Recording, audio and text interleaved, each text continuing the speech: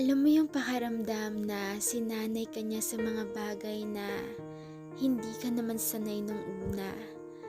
Pero dahil sa kanyang pinapakitang assurance sa'yo, ay hindi mo nagawang pigilan ang puso mo.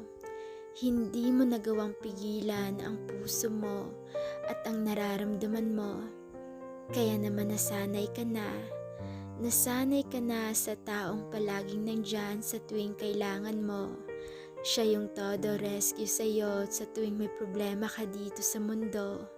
Siya rin yung taong naniniwala sa kakayahan mo. Siya rin yung taong number one fan mo. Sa mga bagay na ginagawa mo o sa mga pangarap na ninanais mo, nandyan lang siya palagi para sa'yo, nakasuporta sa'yo.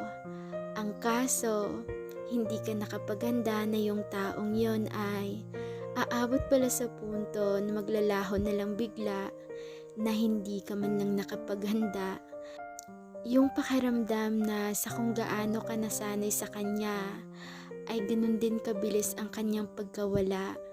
Kaya nga nasanay ka at sinanay ka, tapos at the end, iiwan ka lang pala. Ang sakit.